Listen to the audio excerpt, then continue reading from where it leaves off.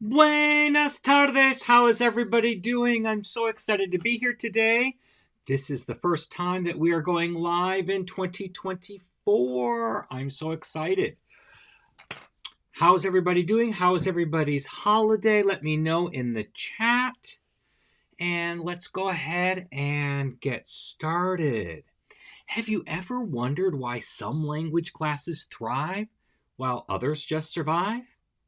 Today, we're going to discover the secret sauce that can turn any language classroom into a powerhouse of motivation and success. Stay tuned as we unveil the game-changing strategy that's right at your fingertips. My name is Scott, and you're watching Immediate Immersion Live, where we're all about comprehension-based instruction in the modern language classroom. Stay tuned. We'll be right back.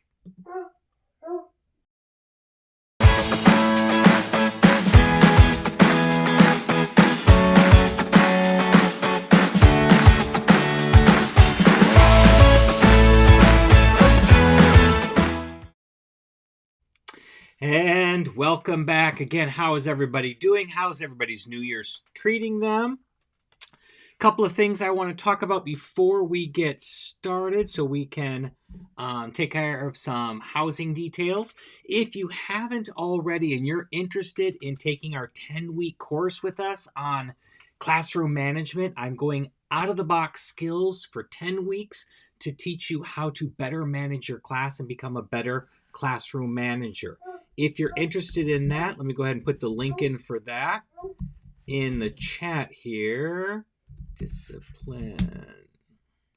We started yesterday, and we won't meet next Sunday because of Martin Luther King weekend. But if you're interested, you can go ahead and join. I'll put this on the screen here. Join. You can watch the replay of yesterday's, and we'll be back. I believe it's the 21st. I think that's the next date that's Sunday. They're 10 weeks. If you can't participate live, you can always watch the replays. Everything will be accessible for you there. Also, coming up on, I believe, let me just check the calendar real quick. I believe it is the 18th. Get into the January. It is January 18th, Thursday, 3 o'clock. We are doing another webinar, Dynamic Classroom Activities. So this one I believe it's 4 or 5 activities that I do in my classroom that are different that other people don't talk about. And I want to share that with you. If you're part of our webinar club, that is already included in your subscription. But if not, you can join. And let me give you that link here, mm.us. And I see the link is off of my other one. I mistyped. Let's see, this is activities. There's a semicolon in my other link. I'll fix it in just a second here for you. So this one, if you purchase it by tomorrow, the 9th of January, you can get it for an early bird special of $7. Normally, we charge $37 for those webinars. So if you want to take advantage of that, you can go to mm.us/activities. And let me go ahead and put the other link in there and actually put it in there correctly so you can click on it. Because I actually put a semicolon instead of a colon in there. And so there's that one as well. So if you're interested in either one of these, either our 10-week course, Dynamic Discipline, you can go to mm.us/discipline.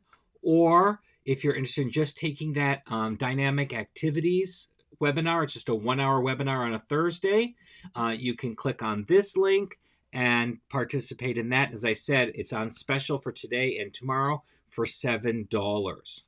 So that's our housekeeping for today. Let's go ahead and get back to our topic, talking about positive feedback. How can we change what's going on in our classrooms to promote kids to have a more positive experience in our classrooms? Now, positive reinforcement, we all know that when you're talking to students, when you're working with students, positive reinforcement is much stronger than being negative and telling them what they can't do and telling them what they have done wrong. We also know this, and not to equate students with dogs, but in dog training, it's a similar thing. we've learned that the punishment type of training doesn't work long term, and that rewarding dogs for behaviors that we want them to continue doing works for the long term. And it's the same sort of thing with students. When they do something either wrong in the language or wrong behaviorally, instead of pointing that out, we actually get more mileage by pointing out when they do things correctly in the language or they are behaving appropriately. So the positive reinforcement works a lot better. If I acknowledge these positive things that students are doing, they're more likely to repeat them. So, an example, if a kid is using the target language, whether it's right or wrong, we're not even going to go there just yet, but if they're using the target language, I want to celebrate that. Why? Because I want them to continue using the target language.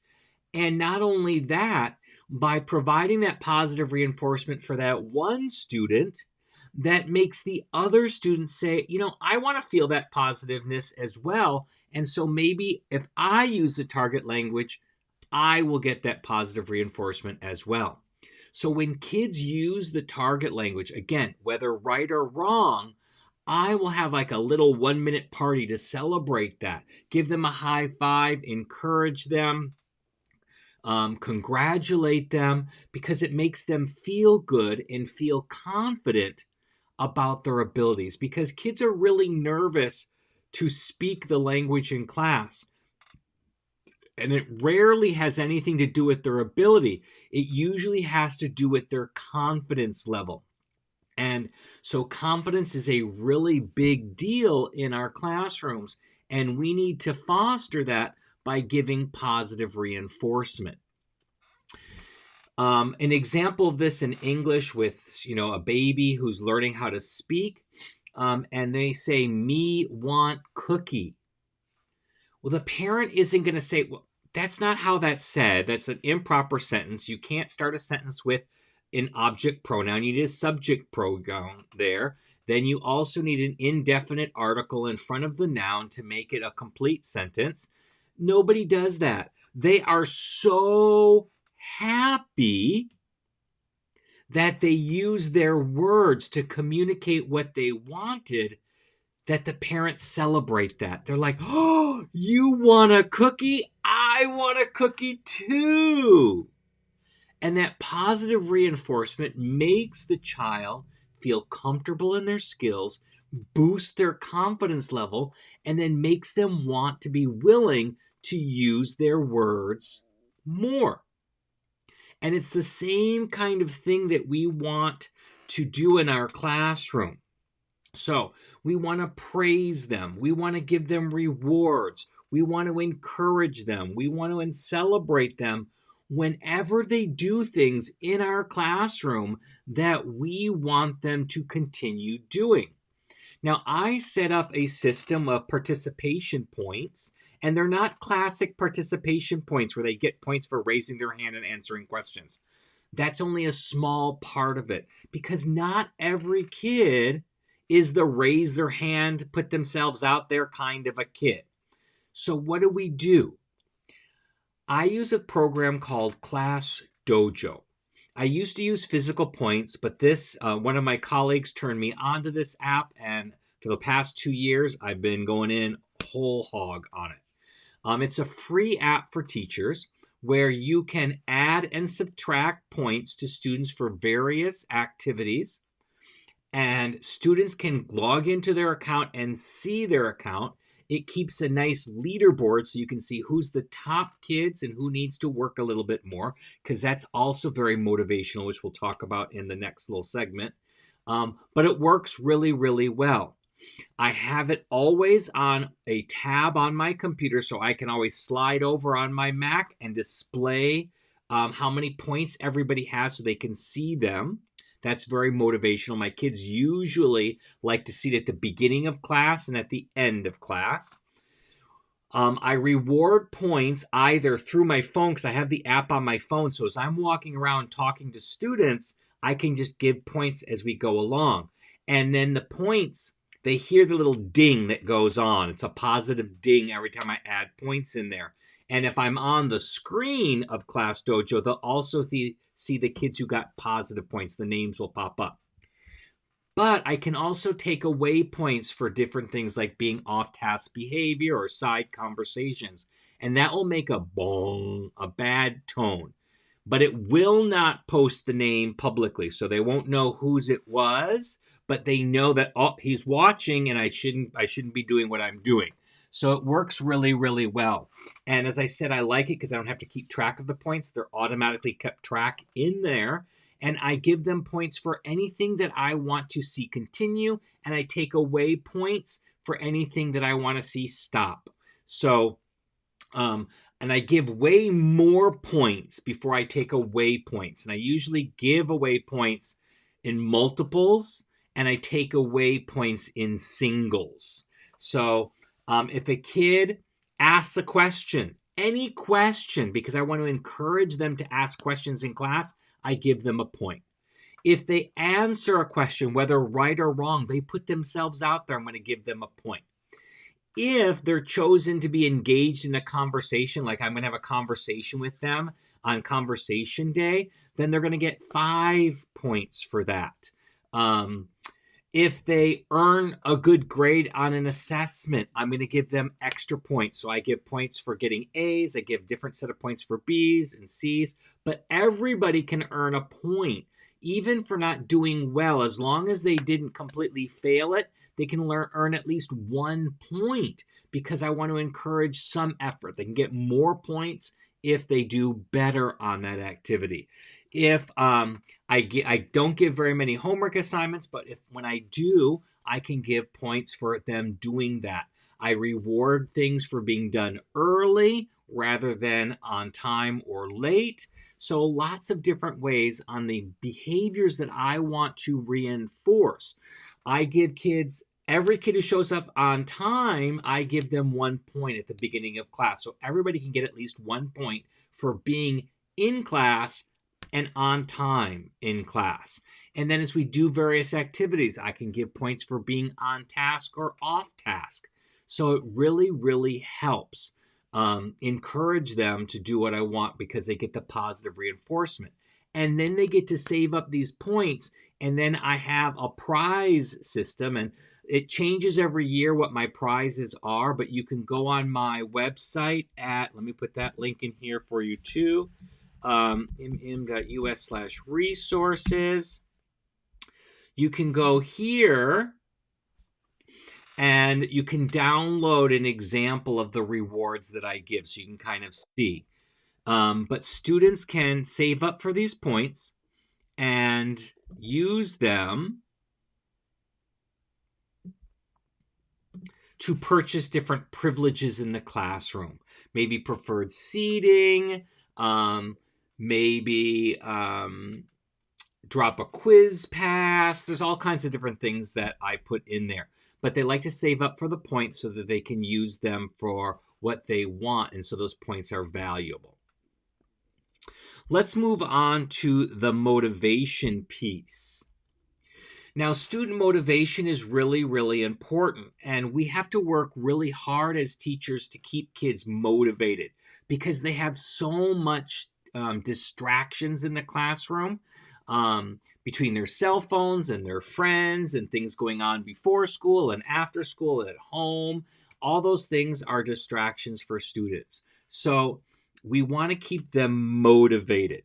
So one way that I do that is with this Class Dojo. They're really excited, especially my more challenging students. They really get into the competition of Class Dojo. They want to see that leaderboard, and they want to see where they are.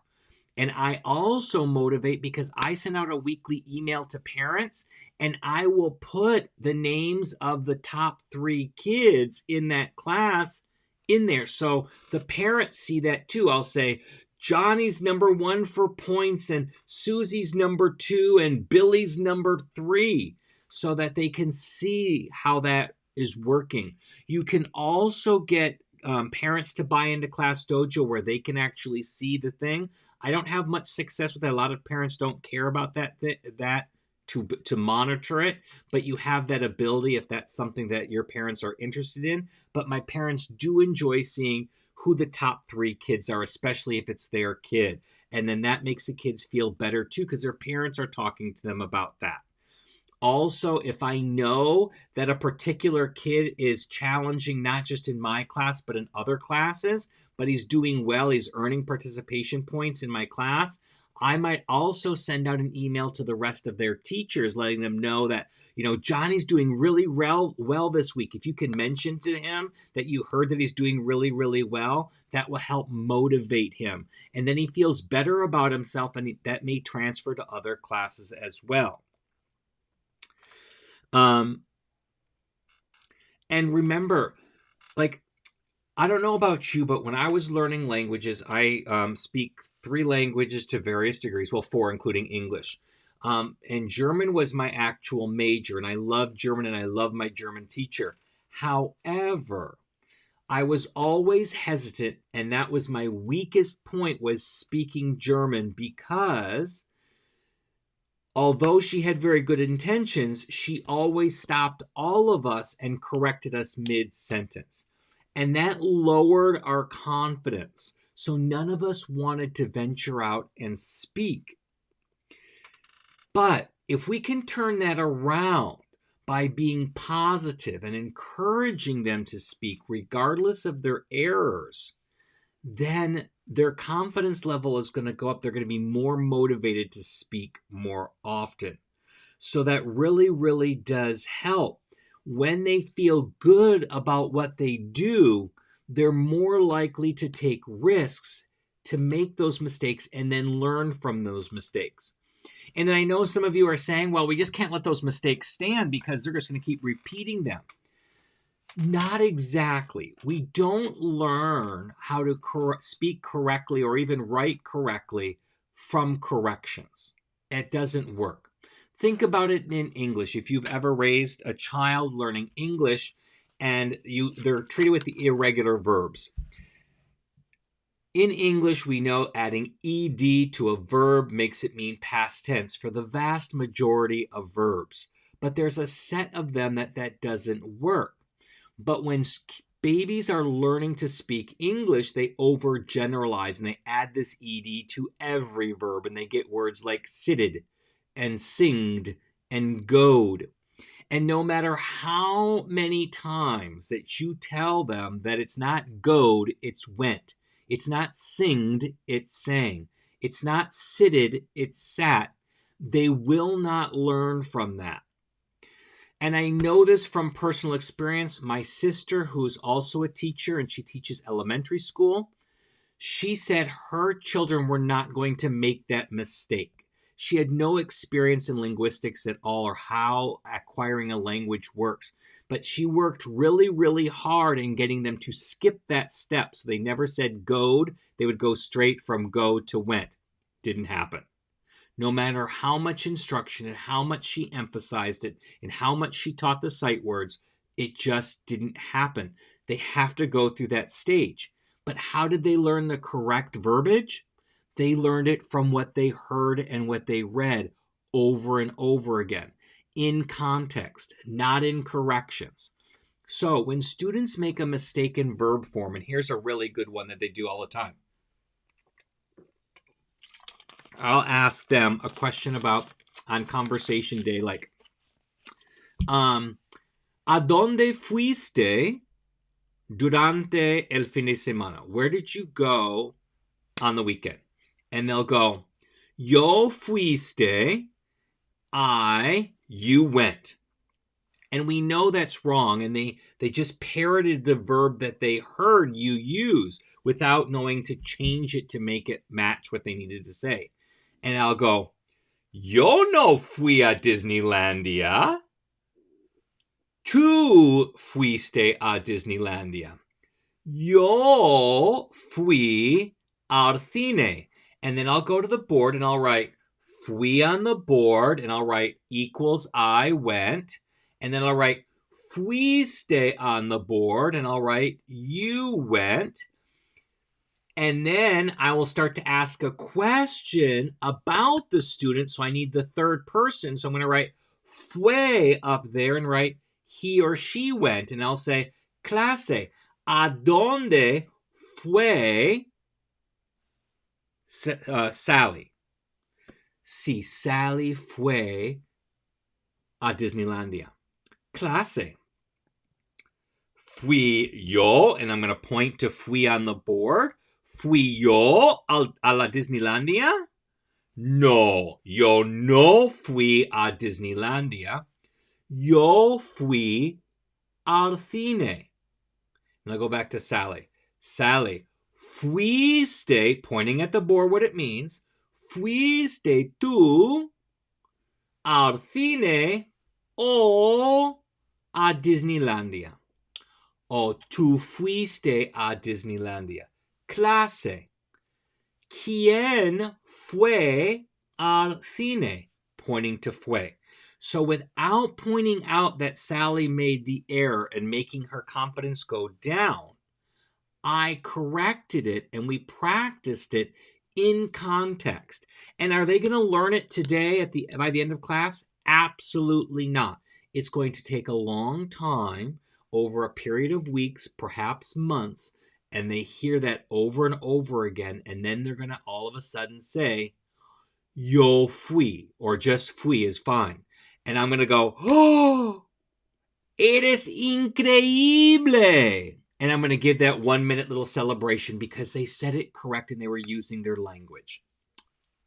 So those are the positive reinforcement and motivation. And we talked a little bit about confidence in there, but we're going to go a little bit more deeply with confidence, because I think along with comprehension-based instruction, where we are trying to make our input as comprehensible as possible so that they eventually will have output, I believe confidence is another ingredient that is extremely important to foster in students. They need to have this confidence in their abilities, and they don't. Part of that is just human nature. They're teenagers right now. They're in that awkward little spot. So they don't have high self-esteem. They feel very awkward, and they lack so much confidence in themselves in everything they do. But then when you talk about something like a language where they don't feel, it's difficult for them to begin with, that confidence also decreases. So we need to boost that confidence. And having that positive reinforcement and increasing student motivation is really important in doing that. But let me give you another example of where student confidence is extremely important. Again, let me use myself as a German student. Well, it's just happened a couple of years ago. I can go to Germany and I can talk and understand, no problem. I can communicate. They don't speak back to me in English. They go back, they speak to me in German. Everything goes fine. I was going to go buy a bottle of water at one of the street kiosks that have happened along the way. I was thirsty and I wanted some water. And if you don't know, in Germany, you can't just ask for water, because if you ask for water, you're going to get mineral water, and that's the worst kind of water for me. I want what they call stilles Wasser, still water. So I asked for my bottle of stilles Wasser, and I was pulling out in Germany. I have an example. This is a big one, but I have a smaller one. It's about that size. And a lot of Germans have those, and that's where they keep their money in. I use mostly debit cards, especially when I travel. I don't want to carry a lot of cash around. But for whatever reason, Germany isn't as advanced in that area as other countries I travel to, like Spain and France. I don't have to bring any cash. I don't think I've ever used cash in Spain or in France the last few years I've been. But in Germany, it's kind of a 50-50. Sometimes I need cash. Sometimes I can use a card.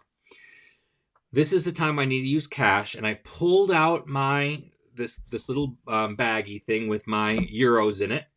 And then I have my euros ordered, from lowest to highest. But on the outside are the higher bills.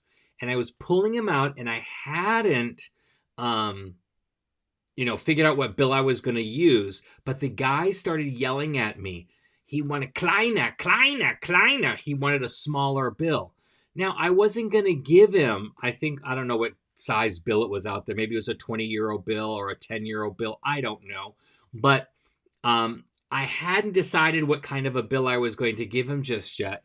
But I certainly wasn't going to give him my largest bill for what was maybe a 2-euro bottle of water. I don't even know what the cost was.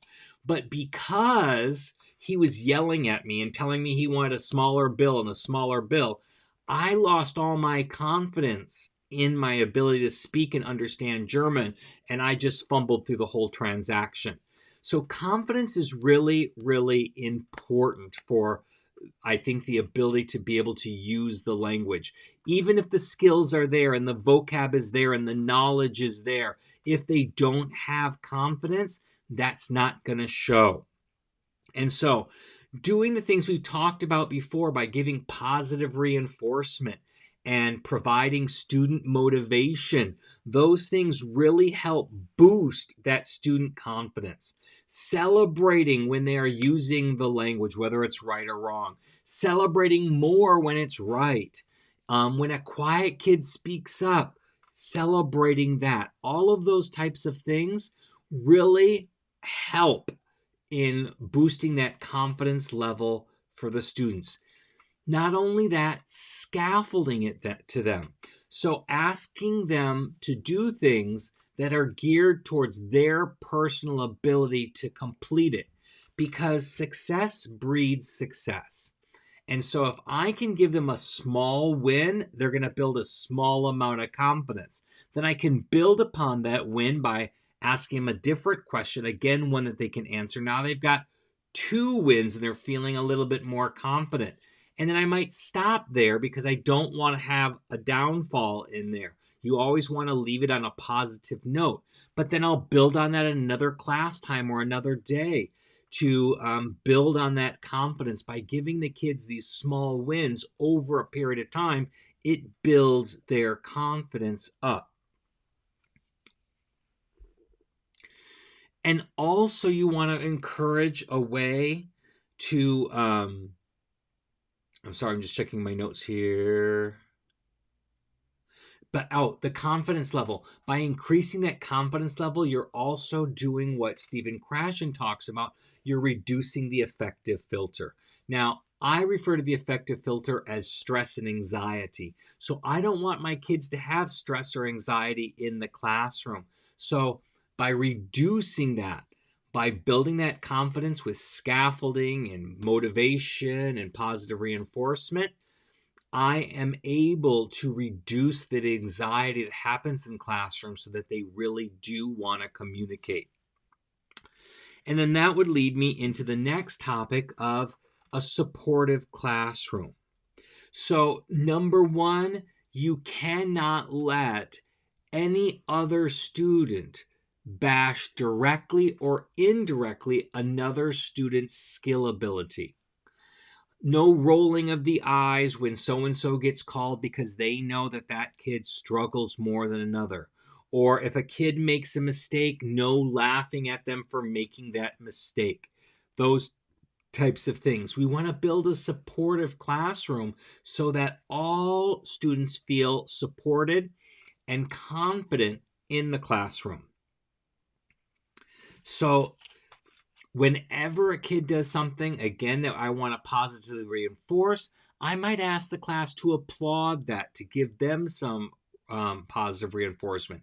If I see a kid actually say good job or bien hecho or something to that effect to their kid, give them a high five, I'm going to reward them with class dojo points because I want that behavior to continue, that we encourage each other along the way.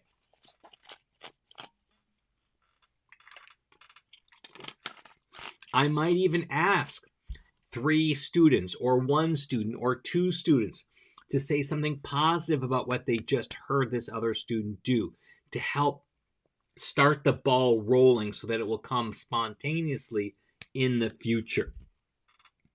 But you want to encourage the class to boost each other up rather than knock each other down. And that will help build that confidence, that motivation along the way, which is going to go a long way into helping students feel confident to be able to use their language skills. And our last topic are the challenges. Okay, I know. I've been teaching for over 20 years, and I know there's lots of challenges to always being positive in the classroom. We have kids who like to disrupt the classroom and cause lots of challenges to that. They're challenging students. And so it's sometimes hard to find positive things to say about them. But those are the kids that I have an evil eye, not an evil eye, like I want to say, what's the word I'm looking for? A wide eye, I can't think of the phrase. Like an eagle eyes watch on them so I can catch them doing something good. If I have a kid who constantly shows up late to class, but today they showed up on time, I'm going to make a big deal of that. They showed up on time today. I want to make sure that they do that.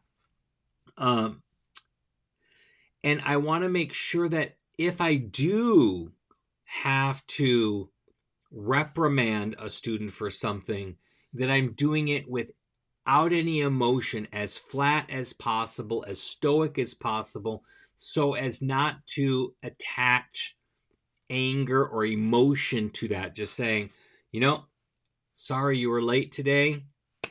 I have to say, that goes, we do citations at our school. That is a citation. Just letting them know, nothing flat, just flat on that.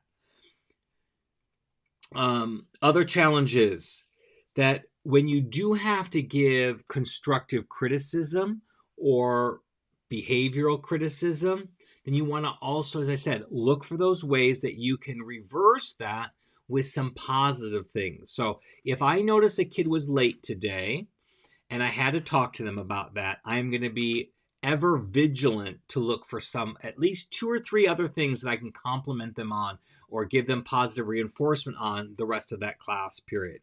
If I made a mistake, I do this all the time, and I actually do correct a student, which I try not to do, but every once in a while it gets the better of me, then I am looking for at least 2 or 3 other ways during that class period where they do something right with the language that I can point out. So I kind of negate the negativeness that I brought in there.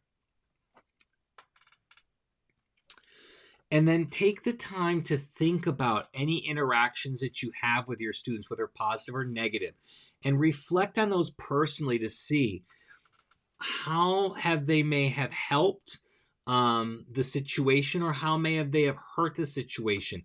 How might you have handled the situation differently? In the moment, we're never going to think about these things, but if we take the time to think about them afterwards, then sometimes we can affect change for future events that go on. So those are my ideas for creating a positive environment, celebrating with those high fives. It's that secret sauce of classroom management. Before we can even teach them anything, we need to focus on giving them positive reinforcement, motivating them as students, building up their confidence, and building up a supportive classroom, because then the language acquisition can happen more easily because they're not nervous, they're not stressed, they're not being picked on, and they want to do better because we celebrate that in the classroom. And I encourage you to do the same to the best of your abilities. And it's something that we work on every day. I am not perfect at it. I make my mistakes. I have my days. But then tomorrow is a new day. Or when the bell rings, I can start fresh. So next week, we are going to be talking about encouraging our quiet kids to speak up and participate more. So if that's something that you're interested in, I encourage you to join us next week, same time, same channel, 5 p.m. Pacific, 8 p.m. Eastern. And I don't even know what date that is. That's the 15th of January. So I will see you guys on Monday. If you found this helpful, please like and subscribe. It really does help to get the videos out to more teachers. Also, if you know someone who might benefit from this, please share the link with them so that they can watch. If you have any questions or comments, always feel free to put them in the comments. I go back and check. And with that, I wish everybody a happy new year, and I wish everybody a great week, and I will see you again next week. Everyone, have a great time.